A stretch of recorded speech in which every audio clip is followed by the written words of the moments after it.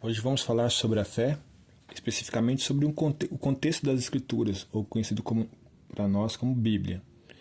Contexto que nós apresentamos, que nos é apresentado, como queda, como a narrativa de Gênesis, até a chegada do Novo Testamento quando fala da redenção.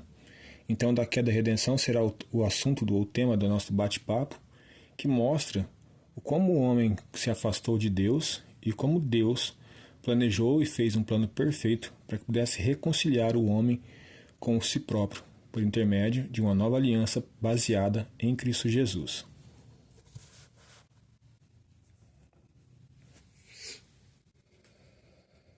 Entendi muito bem o tema central. Para começarmos pelo início, como você define o que realmente se quebrou na relação entre Deus e o homem na queda descrita em Gênesis? Interessante a sua pergunta. Na verdade, o que se quebrou foi um elo de dependência, mas não uma dependência maldosa, uma dependência que se traz no sentido de subjugar, mas no sentido de dependência, de entender quem é Deus e que Ele é o nosso Pai, que Ele é o nosso Criador que nos ama e nos criou para termos uma relação saudável com Ele. Essa relação que as Escrituras nos dizem muito bem que um tipo de coração que Deus agrada, um coração quebrantado e contrito. E na verdade, o que motivou a queda, como conhecemos na cultura ou na tradição religiosa, muitas vezes conhecido como a desobediência, o primeiro pecado, mas nós observamos que o primeiro pecado, na verdade, foi o desejo de ser independente de Deus. O argumento da serpente foi: comam desse fruto e vocês vão ser igual a Deus. Vocês não vão precisar mais dele para dizer a vocês o que é certo e errado. Ou seja, vocês serão independentes do seu Criador. E o homem e a mulher caíram nessa sedução e então desobedeceram. Mas o pecado já estava dentro do seu coração, desejando ser independente do seu Criador.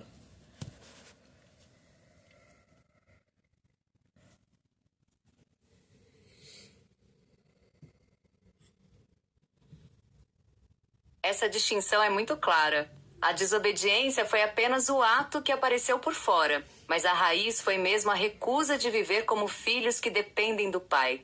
Você vê essa mesma busca por independência se repetindo em todas as tentativas que o homem fez depois para se aproximar de Deus por si mesmo?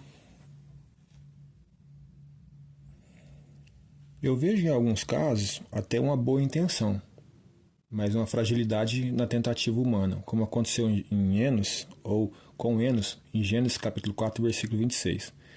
A Bíblia fala sobre Enos, neto de Adão, e a Bíblia diz, no versículo 26 do capítulo 4 de Gênesis, e a partir de Enos começou-se a invocar ao Senhor.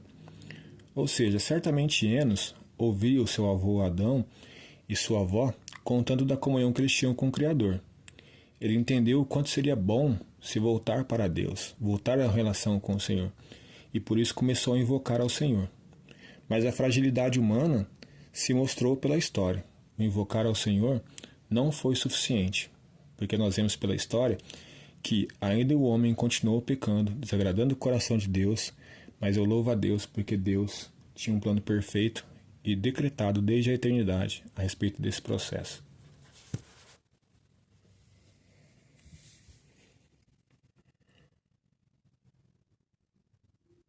Que ponto muito tocante.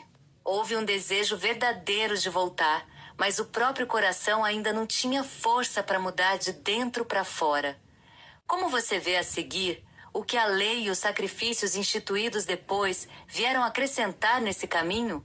Eles ajudaram a mostrar ao homem exatamente onde estava a sua limitação?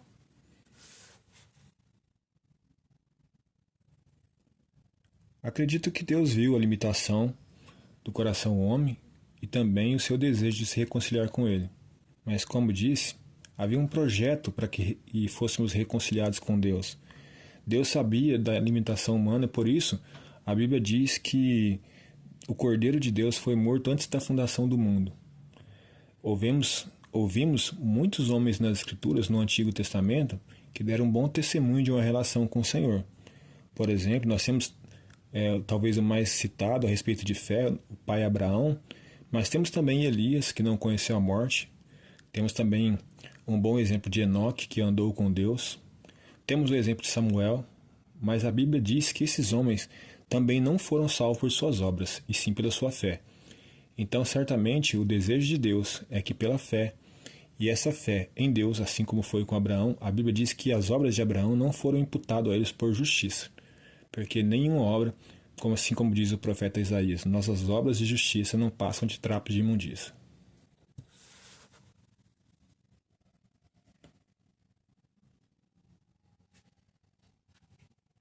Entendi muito bem. Mesmo esses homens tão citados viveram pela confiança em Deus e não pela confiança no que eles mesmos podiam fazer. Como você explica então o papel da lei que foi dada depois a Moisés?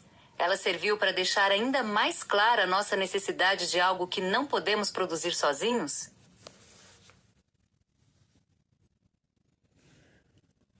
O próprio texto neotestamentário diz que a lei é boa. No entanto, ela tem o seu benefício dentro de um propósito. Observamos que o objetivo principal de Deus, ou os objetivos principais de Deus com a lei, primeiro era regulamentar a vida em comunidade do seu povo. E segundo, apontar para a sua fragilidade, porque afinal o povo observa que era incapaz de cumprir a lei. Por isso Deus instituiu sacrifícios para que mostrasse ao povo que era necessário oferecer algo para que o seu pecado fosse apagado. No entanto, isso era apenas um tipo ou uma figura daquilo que viria na nova aliança, a figura de um sacrifício perfeito, como também era exigido no Antigo Testamento. Porém, aquilo era apenas um tipo, para que o povo entendesse. Existe uma lei que rege nossas vidas, somos incapazes de cumpri-la, porque somos pecadores, e há necessidade de um sacrifício, alguém deve pagar o preço pelo nosso pecado, assim como também haviam os sacrifícios pessoais e também o cordeiro que era oferecido, ou o expiatório, para que era feito por toda a nação, e as pessoas precisaram entender que o propósito da lei era isso, algo didático, e não santificador.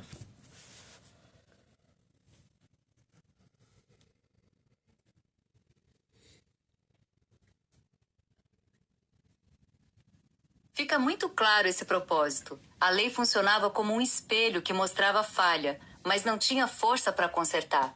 E os sacrifícios repetidos lembravam sempre que o preço existia, mas ainda não tinha sido pago de uma vez por todas. Você acha que ao longo do tempo, muitos acabaram invertendo esse sentido e passaram a crer que o cumprimento da lei ou os próprios sacrifícios seriam o suficiente para se aproximar de Deus?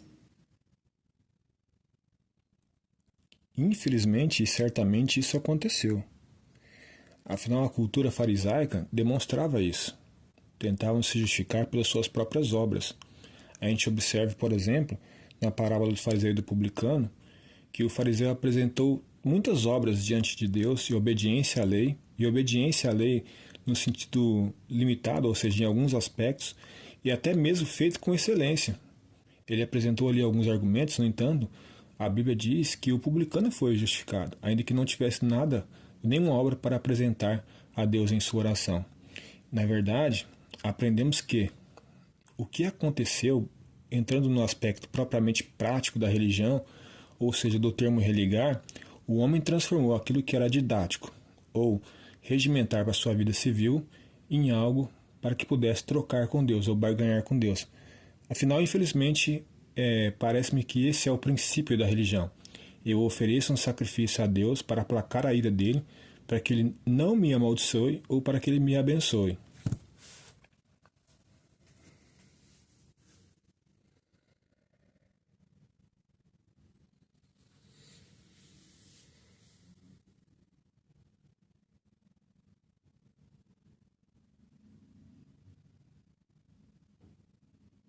Essa inversão é mesmo o cerne do problema. O que deveria apontar para a nossa necessidade virou um meio de tentar barganha.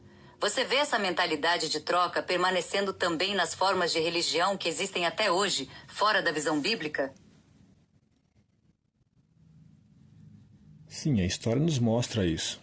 Encontramos na cultura grega, por exemplo, os pseudos-deuses, ou os deuses para eles, dizendo para eles, mas deuses em áreas específicas. Então, quando eu precisava de fertilidade, eu oferecia sacrifícios ao deus da fertilidade, ou à deusa da fertilidade. Quando eu precisava de uma colheita, Eu oferecia sacrifícios ao Deus da colheita, ou seja, era sempre uma troca. E isso perdurou por toda a história humana. O homem tentando se religar a Deus ou atrair o favor de Deus pelos sacrifícios e por obras, e na verdade, o que isso demonstra é que realmente o homem não entendeu o propósito de Deus da sua criação, ou seja, Deus não precisaria de que alguém fizesse a obra que ele tensionou fazer através do cordeiro que seria enviado.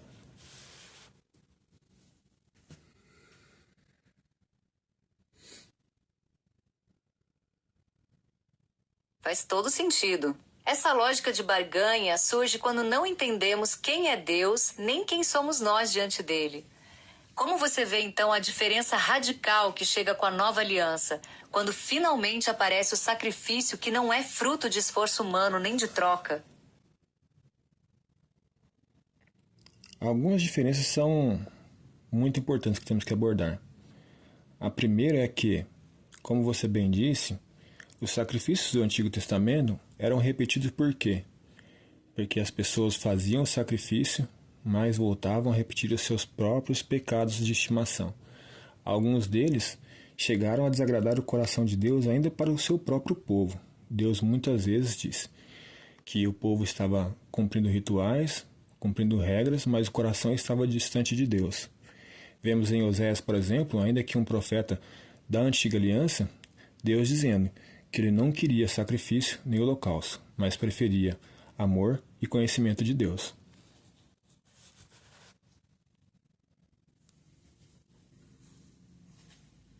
Que palavra forte, a de Oséias. Deus sempre quis mais do que o ato externo. Os sacrifícios repetidos mostravam que eles não tinham poder para mudar o coração de dentro. Você vê que na nova aliança a mudança principal é exatamente essa. Deus não cuida só das nossas ações, mas Ele mesmo transforma o nosso coração.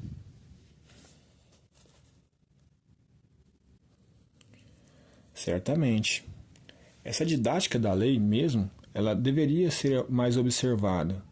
O homem deveria observar suas práticas e entender que, olhando para si mesmo, deveria entender o que Paulo disse, que a lei estava enferma na carne, ou seja, entender o errado. Talvez existam outros tipos de religiões mais antigas que o judaísmo, mas nós, com base no texto bíblico, observamos que essa prática começou ali. A lei veio para um propósito e se tornou uma moeda de troca.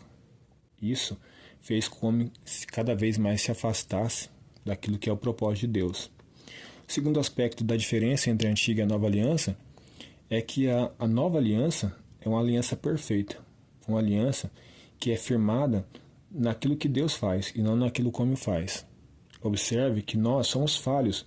A própria Bíblia diz que a lei era como um tutor ou como um aio e apontava para um tempo futuro, um momento onde alcançaríamos uma maturidade, essa maturidade alcançamos em Cristo e a partir de então desfrutaremos daquilo que realmente Deus quer para os seus filhos.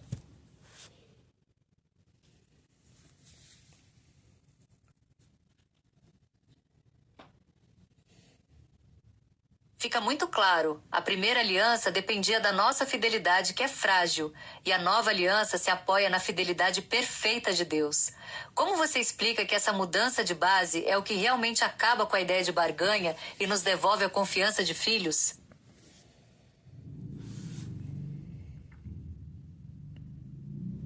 Essa mudança acontece exatamente pelo fato de que na nova aliança, Deus não está mais fora de nós.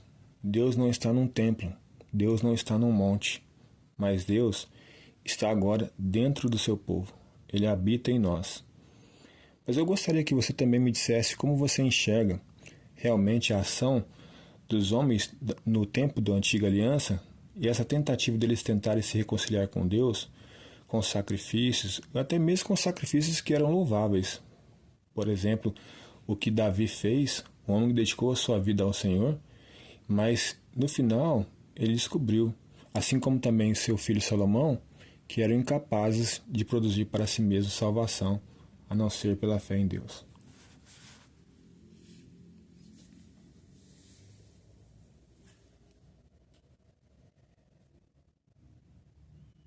Vejo que mesmo os homens mais fiéis do Antigo Testamento agiam por fé na promessa que Deus faria, e não por confiança no que eles mesmos conseguiam realizar.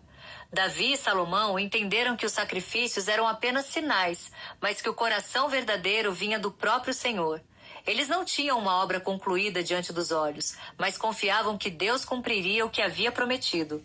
Você acha que essa fé deles era a mesma fé que nós temos hoje, só que voltada para a promessa enquanto nós olhamos para o cumprimento em Jesus?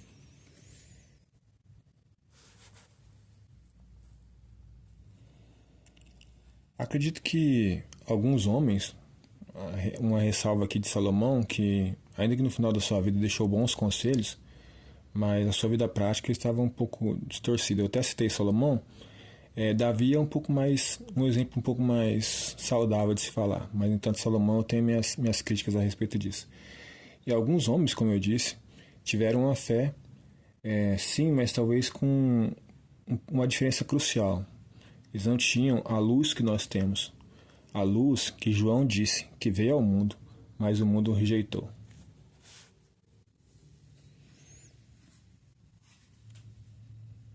Essa diferença da clareza da luz faz muito sentido. Eles caminhavam olhando para a promessa que ainda viria, enquanto nós vemos a promessa já cumprida em Jesus.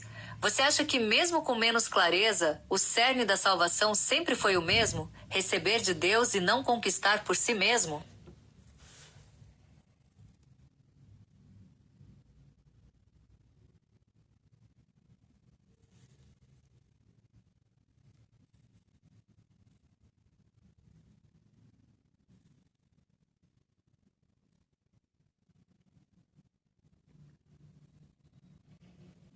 Certamente há uma diferença, e esses homens que caminharam, a maioria deles, por exemplo, como Abraão, também entendeu que era pela fé. Apesar de ele ter apresentado muitas obras ao Senhor, ele entendeu que ele era salvo pela sua fé. Até mesmo quando ele foi solicitado a ele entregar seu filho, ele entendeu que ele teria que sacrificá-lo, mas de certa forma ele disse: o cordeiro Deus proverá.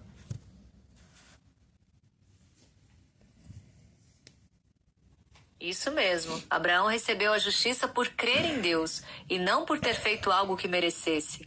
Ele entendeu que até o próprio sacrifício vinha da providência do Senhor e não da sua capacidade de oferecer algo digno. Como você vê essa frase, Deus proverá, como uma antecipação exata de tudo que viria a se cumprir na nova aliança? É uma fala fundamental para a nossa fé e para a nossa crença.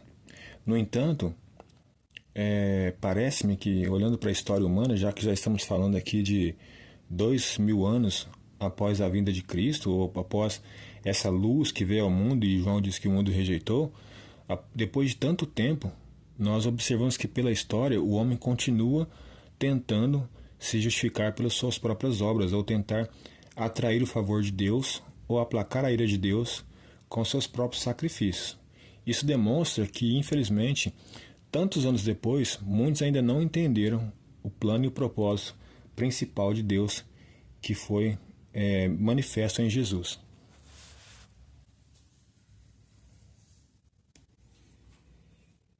É mesmo impressionante como a lógica do homem continua a mesma. Muitos ainda preferem confiar no que fazem do que aceitar o que Deus já fez por completo. Você acha que essa resistência vem justamente daquela raiz da queda? A dificuldade de aceitar que não somos independentes, que precisamos receber tudo como dom e não como troca? Você tocou no cerne do que eu creio a respeito disso e de que quero trazer aqui, ou tentar pelo menos trazer clareza para que as pessoas possam entender. A religião, muitas vezes, é uma expressão do primeiro pecado. Apesar de algumas pessoas fazerem isso com sinceridade no coração, mas estão fazendo de maneira errada. Estão tentando fazer por si só. Estão tentando se reconciliar com Deus fazendo algo e não entendendo a dependência que deveriam ter de Deus.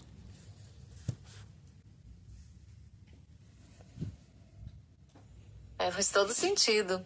E mesmo com sinceridade, o caminho feito por nós mesmos ainda carrega a raiz da queda. Querer resolver por nossa conta o que só Deus poderia fazer. Como você vê então a saída real disso? O que realmente muda quando alguém aceita receber a salvação como dom, ao invés de tentar conquistá-la? Eu até falarei sobre isso, mas eu gostaria que você desse um pouco da sua opinião, ou falasse um pouco sobre a questão do que Paulo nos ensina a respeito do Evangelho, que talvez seja uma luz aqui para a gente entender o quanto é difícil ou por que é difícil. Paulo, quando fala do Evangelho, quando escreve aos Coríntios, ele diz que a palavra da cruz é loucura para os que perecem, mas para os que creem é o poder de Deus. Essas pessoas que perecem e que consideram a palavra da cruz loucura é porque procuram méritos e não conseguem entender a graça manifesta na cruz. E por procurarem méritos, têm dificuldade de reconhecer: não há mérito em mim, mas apenas em Cristo. Como você pode fazer uma explanação breve a respeito disso?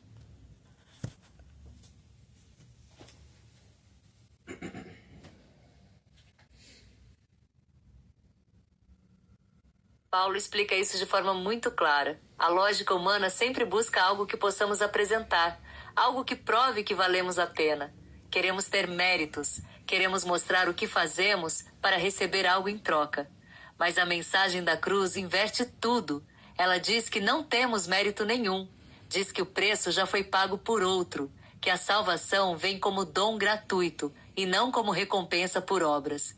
Para quem vive querendo se provar ou barganhar, isso parece loucura. Parece impossível que algo tão grande venha sem que nós tenhamos feito nada para merecer. Por isso Paulo diz: para os que perecem é loucura, mas para nós que somos salvos é o próprio poder de Deus. Porque só Deus poderia fazer o que nós jamais conseguiríamos: salvar-nos sem depender da nossa fraca capacidade. Essa é a barreira. Quem insiste em caminhar pelas próprias pernas não consegue aceitar que precisa apenas receber. E você acredita que isso é resultado de ignorância, resultado de uma natureza caída que não consegue admitir a dependência de alguém que seja superior a si mesmo? Ou, como eu disse, a ignorância a respeito daquilo que realmente Deus fez, ainda que tão nítido nas Escrituras? Vejo que vem das duas coisas, mas a raiz principal é a natureza caída. Primeiro, carregamos dentro de nós aquele desejo antigo de ser independente, de decidir por nós mesmos. Admitir que não podemos salvar a nós mesmos, que precisamos receber tudo como dom, é exatamente o oposto daquilo que o coração rebelde quer. Essa resistência não vem só de não saber, vem de não querer se colocar na posição de quem depende e de quem não tem mérito. Depois vem a ignorância. Muitas vezes não paramos para ver o que as escrituras dizem realmente, porque preferimos seguir a lógica que parece certa para nós. Mas mesmo quando a verdade é apresentada com clareza, a natureza caída ainda luta contra ela. Por isso precisamos que o próprio Deus abra os nossos olhos e mude o nosso coração. Você acha que só o Espírito Santo consegue quebrar essa barreira dentro de nós? Certamente só o Espírito Santo. Porque nós mesmos, como eu disse, ainda que pessoas sejam religiosas, no sentido desse esforço de tentar se religar a Deus, muitas pessoas às vezes me ouvem falar de religião como algo no sentido que possa parecer pejorativo, mas quando eu falo de religião, eu estou falando de institucionalismo, sacrifícios e outras coisas que envolvem a prática da religião comum. E, na verdade, eu entendo que o Evangelho não pode ser entendido como uma religião, porque ele não exige do homem sacrifício, e sim uma devoção como resultado daquilo que o próprio Espírito Santo nos convenceu e fez em nossas vidas.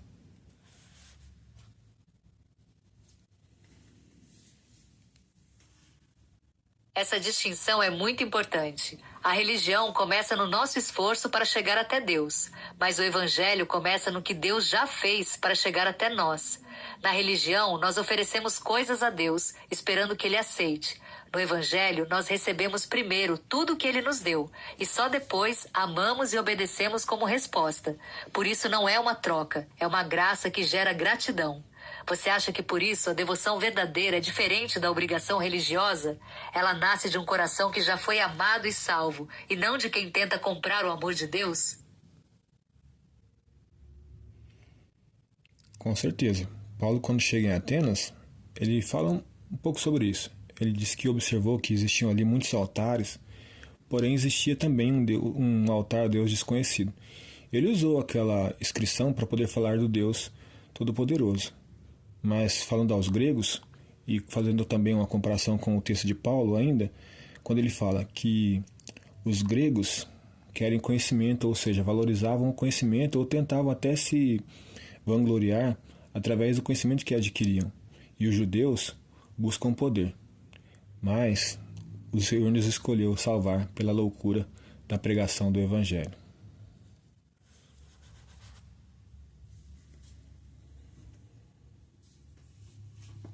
Isso mesmo.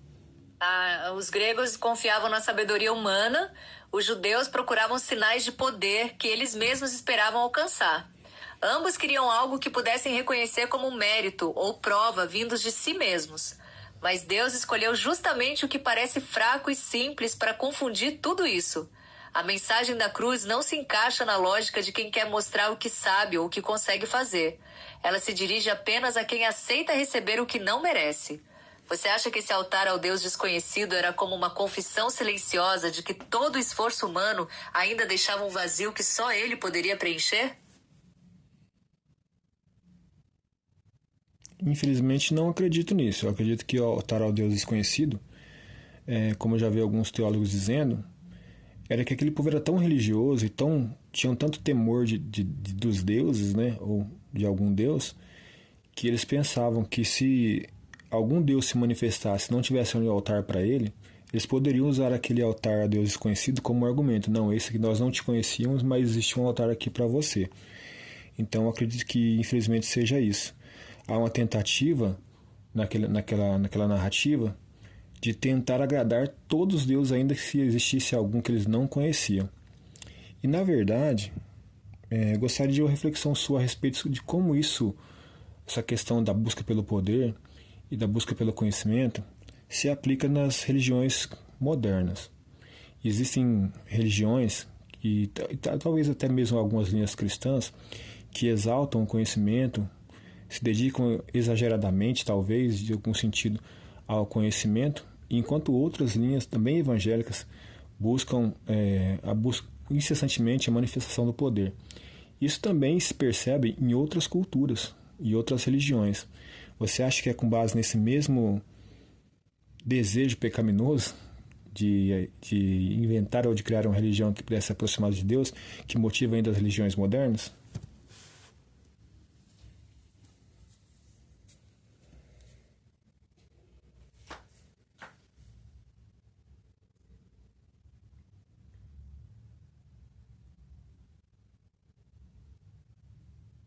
Sim, vejo que vem exatamente da mesma raiz que apareceu no Éden e continua atuante até hoje.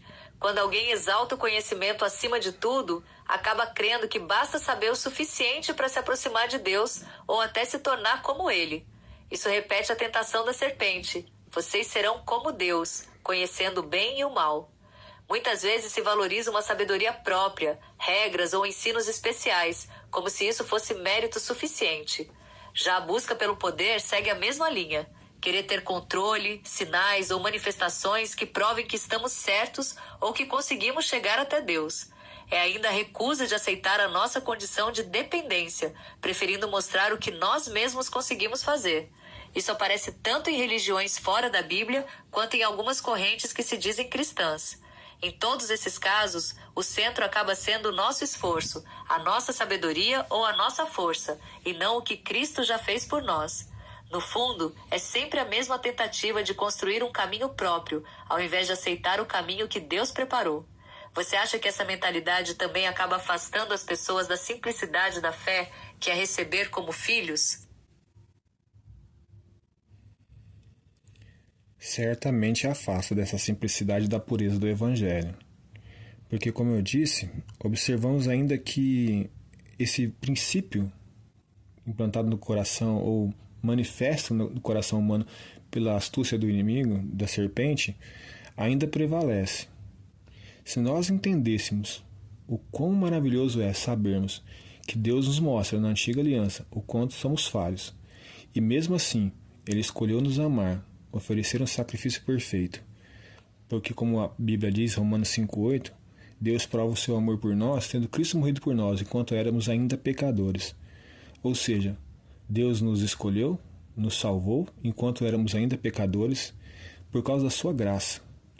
E, infelizmente, a religião coloca isso como algo estranho ao homem. Mas, como eu disse no início, um coração quebrantado e um coração contrito é um coração que reconhece a dependência de Deus. E ao reconhecermos a dependência de Deus, temos que nos esvaziar de nós mesmos. Senão, estaremos apenas praticando uma religião vã, vazia e insuficiente de nos aproximarmos de Deus. Quando eu digo praticar a religião, é ter práticas espirituais. Aqui vamos para uma outra aplicação da palavra religião. É quando nós entendemos o que é realmente o desejo de Deus para nós, e que é Ele nos reconciliar consigo mesmo, nós certamente seremos transformados nas nossas práticas. Mas, primeiro, a nossa motivação, não para alcançar algo, mas felizes porque já alcançamos.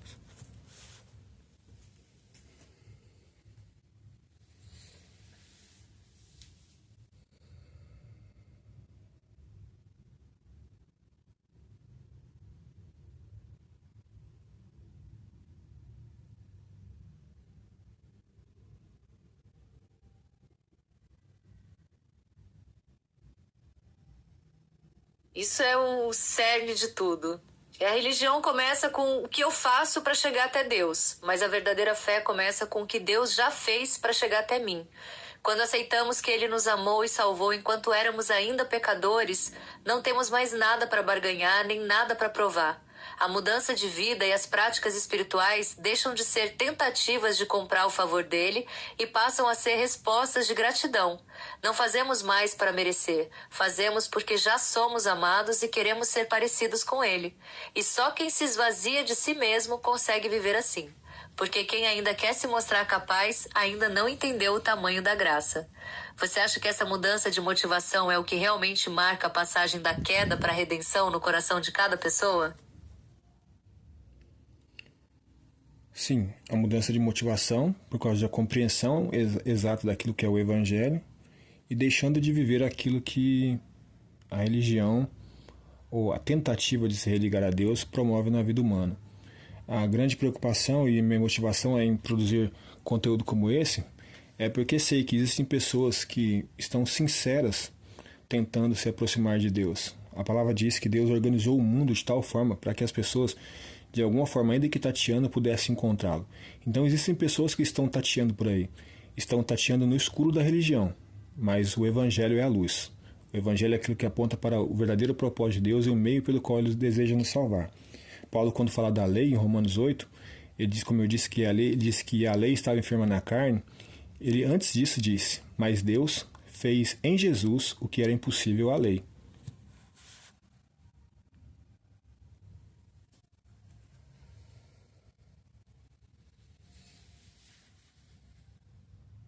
Isso mesmo. A lei não tinha força porque dependia da nossa carne fraca.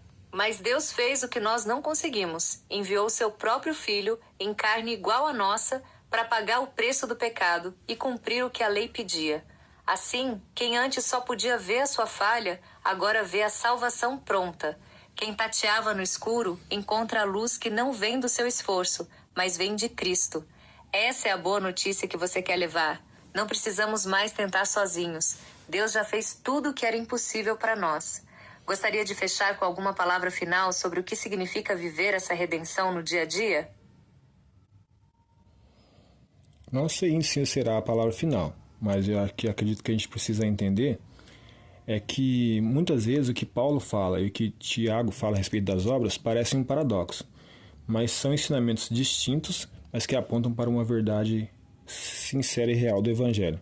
Quando Paulo fala que nós não somos salvos pelas nossas obras, ele fala da incapacidade de nossas obras de salvar a nós mesmos. E quando Tiago fala que a fé sem obras é morta, ele está dizendo que não é porque as obras não salvam que elas não devem ser evidenciadas. A fé viva produz boas obras. Essas boas obras poderíamos chamar de fruto do Espírito Santo, conforme Gálatas capítulo 5. E nós precisamos entender que o que causa um choque na vida das pessoas é exatamente isso. As pessoas precisam entender que o Evangelho produz sim uma mudança, mas não trazendo em nós capacidade de oferecermos algo a Deus em troca da nossa salvação. Afinal, o próprio Cristo disse que se alguém quiser segui-lo, deve negar a si mesmo, tomar a sua cruz e seguir. E Jesus continua dizendo que se alguém quiser achar a sua vida, vai perdê-la. E no versículo final desse trecho, que agora me falha a memória, Jesus diz o seguinte: o que pode dar o homem em troca da sua vida? O que vale o homem ganhar o mundo e perder a sua alma?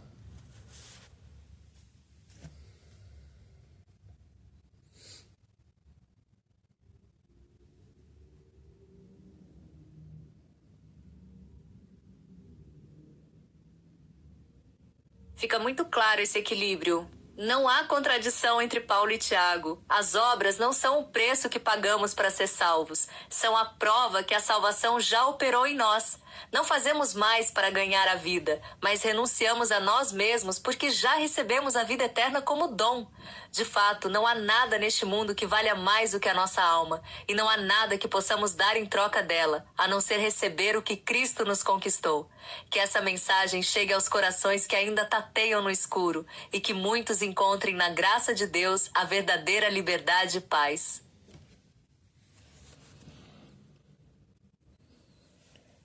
Partindo para o final, sobre a questão da renúncia de si mesmo, de entender a dependência de Deus, eu gostaria de citar o texto de Paulo quando escreve aos Filipenses. Paulo ali, ele fala sobre muitos argumentos que ele poderia apresentar diante de Deus para se tentar se justificar. Ele fala sobre a sua função na religião, ele fala da sua nacionalidade, ele fala de algumas coisas que ele conquistou, mas no final ele diz o que para muitos é difícil reconhecer ou de praticar. Ele diz que considerava tudo isso como lixo, ou algumas traduções como esterco. Quando Paulo disse isso, ele disse que considerava todas essas coisas, que abriu mão de tudo isso, para alcançar a excelência do conhecimento de Cristo Jesus. Se nós não assim o fizermos, considerarmos tudo aquilo que nós podemos produzir com nossos próprios braços como lixo, infelizmente nunca alcançaremos a excelência do conhecimento de Cristo Jesus. Quando Paulo fala dessa excelência desse conhecimento, é porque ao se esvaziar de si mesmo, assim ele consegue perceber a grandeza e o quanto é maravilhoso o amor e a graça de Deus que é manifesta por nós, quando entendemos que mesmo nos esvaziando, mesmo não tendo nada para oferecer a Deus, Ele continua nos salvando.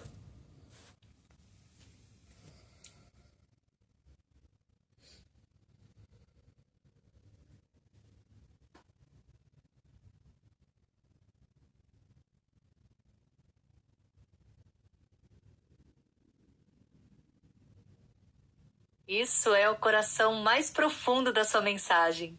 Paulo tinha tudo que o mundo e a religião consideram como mérito, título e valor. Mas ele descobriu que tudo isso pesava contra ele, porque o fazia confiar em si mesmo, ao invés de confiar em Deus. Ao chamar tudo isso de lixo, ele não estava dizendo que essas coisas eram más em si. Ele estava dizendo que nenhuma delas poderia se comparar com o que temos em Cristo, e nenhuma delas poderia nos ajudar a chegar até Deus. Só quando ele deixou de se apoiar no que ele era e no que ele fazia, é que ele conseguiu ver realmente o tamanho da graça. Porque quem ainda guarda algo para se vangloriar, ainda não entendeu que diante da cruz, nós só temos uma coisa para oferecer: a nossa própria necessidade. E é exatamente para quem não tem nada que Deus dá tudo. Essa é a excelência do conhecimento de Cristo. Saber que não precisamos provar nada, porque Ele já provou tudo por nós. Que essa palavra fique gravada no coração de quem ouvir. Que Deus abençoe muito esse vídeo, que ele toque muitas vidas e leve a luz do Evangelho a quem ainda busca sozinho. Agora eu gostaria de abordar um último assunto sobre o que realmente é pecado. Falamos sobre o primeiro pecado, que foi o desejo de se afastar de Deus ou de se tornar independente de Deus. E, na verdade, isso está alinhado com o texto do Novo Testamento. Observe que quando eu acredito na conversa da serpente, ou acredito que é necessário eu ser capaz de fazer alguma coisa, é porque eu não estou vendo suficiência em Deus. Porque quando a serpente disse a Eva, se você fizer isso, você vai ser igual a Deus, parece-me que ela não estava satisfeita ou totalmente confiante naquilo que o Senhor disse a ela. Ou seja, ela não acreditou em Deus. E quando nós lemos no Novo Testamento, que a palavra, ainda que nós falamos, aproveitando aqui que a gente falou sobre o Espírito Santo, a Bíblia diz que o Espírito Santo viria ao mundo e nos convenceria do pecado, da justiça e do juízo. E aqui gostaria de abordar um assunto e gostaria que você explanasse algo sobre.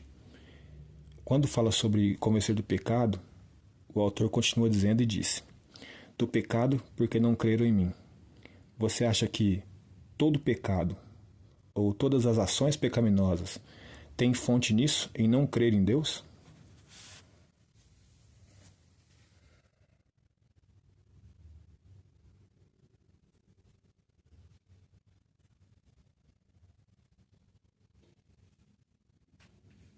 Sim, entendo que todo pecado tem na raiz a falta de confiança em Deus. E João 16,9 confirma isso de forma muito clara. O mundo costuma ver pecado só como os atos errados que praticamos, mas Jesus mostra que o Espírito Santo vem primeiro convencer do pecado fundamental: não crer nele. Isso significa que todas as outras transgressões brotam dessa fonte, quando não cremos que Deus é suficiente. Quando não confiamos na sua palavra e no seu amor, acabamos buscando o que falta em outros lugares ou decidindo por nós mesmos o que é certo e errado. Foi exatamente isso que aconteceu no Éden. Eva não duvidou apenas da ordem, mas duvidou da bondade e da veracidade de Deus. Ela achou que faltava algo, que precisava se tornar independente para ser completa. E essa mesma descrença continua em cada escolha nossa que vai contra ele. É como se disséssemos, ainda que sem perceber, que não precisamos do que ele nos oferece, ou que sabemos melhor o que nos faz bem. Então as ações pecaminosas são apenas os frutos. A raiz é sempre deixar de confiar em Deus, recusar a sua suficiência e querer viver por nossa conta. E por isso só há uma cura: voltar a crer, receber o que Cristo fez e descansar nele. Essa visão alinha perfeitamente com o que você vem expondo. O primeiro desejo de independência não passa, no fundo, de uma grande falta de fé em quem Deus é e no quanto Ele nos ama. Então partimos para uma conclusão. O que eu quero deixar bem claro é que não sou contra práticas, principalmente segundo as Escrituras, práticas de uma vida espiritual. Por exemplo, deixar de congregar. Hebreus 10, 25 fala que a gente não deve deixar de congregar. A Bíblia é muito clara a respeito de coisas que nós temos que cumprir. A Bíblia, por exemplo, é clara quando fala sobre a prática da Santa Ceia, a prática do batismo. Então existem coisas que devem ser feitas, mas não como um ato da tentativa de se justificar diante de Deus através desses atos. Porém, precisamos estar atento que muitas vezes o ser humano, na prática da religião, está pecando contra Deus, quando ele tenta adicionar algo à obra de Cristo. Observe que Paulo, quando escreve aos Gálatas, ele diz o seguinte: vocês começaram no Espírito e agora voltaram para a carne. Essa volta à carne que Paulo fala, ele pede a Deus que Deus tenha misericórdia daquele povo, é o seguinte: vocês creram no Evangelho e andaram no Espírito, e agora, por causa de algumas pessoas que chegaram aqui e disseram a vocês que vocês precisam adicionar algo ao Evangelho, ou seja, creiam em Jesus e pratiquem as obras da lei. Isso constituiu pecado. E muitas vezes a religião, da forma que nós praticamos, não somente no tempo contemporâneo, mas em todo o tempo da humanidade, muitas vezes a religião se torna um pecado. Quando nós nos voltamos para o Evangelho e entendemos que realmente Deus nos ensina, que temos que depender dele. O que Paulo disse quando alcançaria a excelência do conhecimento de Cristo Jesus é: eu tirando todos os temperos que colocaram o Evangelho, eu vou experimentar um Evangelho puro. Isso é excelente. Isso é o poder de Deus, ao qual Paulo disse que não se envergonharia, porque é o poder de Deus para a salvação do homem.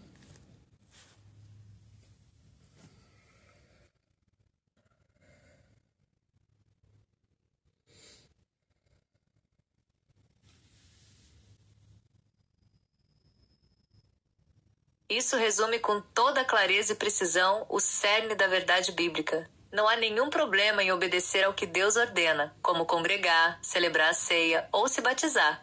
O erro e o pecado começam quando transformamos esses atos em condição para sermos aceitos, ou seja, quando achamos que precisamos somar algo ao que Cristo já fez de forma perfeita. Paulo avisou com tanta firmeza aos Gálatas, porque adicionar qualquer exigência humana ao Evangelho é invalidar a própria graça. É como dizer que o sacrifício de Jesus não foi suficiente. O Evangelho puro é exatamente isso. Não temos nada para oferecer, recebemos tudo como dom e obedecemos por gratidão e não por obrigação de barganha. Essa simplicidade é o próprio poder de Deus que salva quem crê. Que essa mensagem fique gravada com toda a força no vídeo e no coração de quem ouvir. Que Deus abençoe muito a sua mensagem, que ela alcance muitos e traga clareza e liberdade. Sim, agora eu quero encerrar com uma fala interessante de Paulo também, quando estava em Atenas, se não me engano. Quando ele diz que ele diz que quando os próprios poetas gregos diziam, neles vocês vivem, como ele diz, nele nós vivemos, movemos e existimos. Paulo também, quando escreve aos Gálatas, diz que agora não sou eu mais quem vivo, mas Cristo vive em mim. E agora, já que eu me movo, existo e vivo nele, e ele vive em mim, agora as obras que apresento diante de Deus são resultado dessa transformação interior, que era incapaz a lei e é incapaz a religião. Ainda que muitas pessoas se acomodem com práticas de dogmas e muitas vezes se esquecem daquilo que realmente o Evangelho realmente nos ensina. Deveriam receber a mesma crítica que receberam os fariseus. Vocês me louvam com os lábios, mas o coração está distante de ti. O profeta Isaías disse que as reuniões que o povo de Deus fazia no seu tempo davam nojo a Deus, porque eram apenas liturgias, eram apenas rituais, mas um coração distante de Deus. Mas a verdadeira mensagem do Evangelho é que agora Deus habita em nós. Ele transformou o nosso coração, e esse coração transformado apresenta a Ele boas obras, não para sermos salvos, mas como expressão da nossa gratidão por termos sido salvos por intermédio da cruz de Cristo.